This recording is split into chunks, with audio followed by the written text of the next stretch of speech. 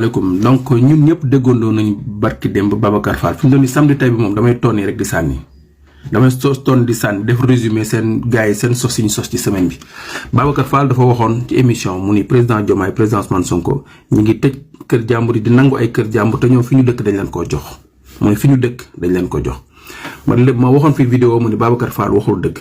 Donc ci loolu am ku ñuy wax Abdou Aziz Wane moo nekkoon chef de service contentieux bu SICAP Abdou Aziz Wane boobu moo nekkoon chef de service contentieux Abdou Aziz Wane boobu noonu weddina Babacar Fall ci li mu wax nee na Babacar Fall li mu wax dara amu ci nee na président Ousmane Sonko SICAP moo ko jaay kër te nee na dernier paiement bi nga xam te ni moo tax mu moom këram définitivement mi ngi ko def le 10 juin 2016 le 10 juin 2016 le président Ousmane Sonko pare ci fay kër gi mu dëkk nii ci cité kër góor gi donc te moom Abdou Aziz Wane boobu noonu nee na ba léegi nii reçu paiement bu président Ousmane Sonko mi ngi ko yore moom donc Babacar Fall li mu wax noonu du dëgg te Sénégal yëpp xam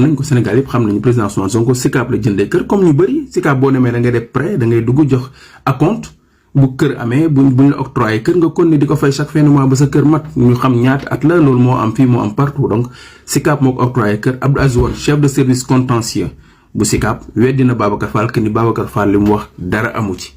mu am beneen information bu doon fuité benn papier bu APR génnee di wane ni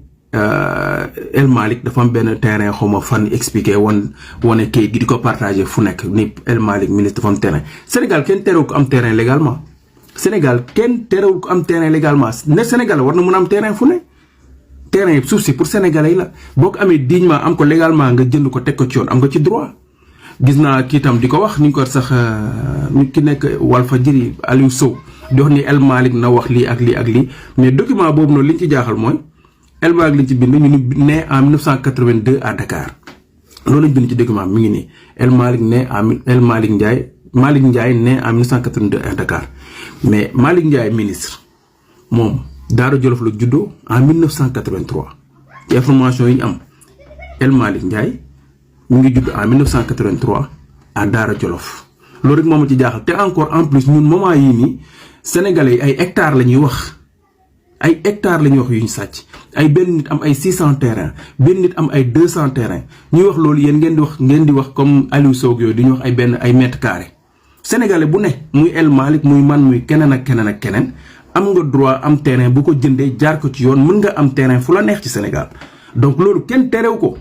donc bu ñu wax comme si sénégalais warta am terrain légalement nit war na mën a am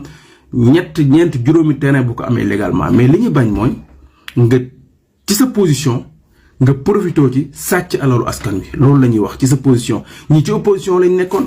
seen privé yoo xam te ni bëree dañ ko war a mën a am ñu xeex leen ci di leen xeex ñu sonn ci réew mi bay bëgg a dee moment ba leen seen terrain yi bu dee El Malick moo ko moom sax da koo am légalement dignement amul problème même Farba Ngom bu dee ay terrain da koo am avant muy nekk ci nguur am ko légalement am ko dignement nekk di ci business loolu garaawul mais seen position di ci profito pour sàcc alal askan wi loolu la ñuy bañ te loolu dañ koy enquête ba mu leer ku ci am sa terrain dignement ñu delloo la ku ci amul sa terrain dignement mais ñu jël ko delloo ko askan wi.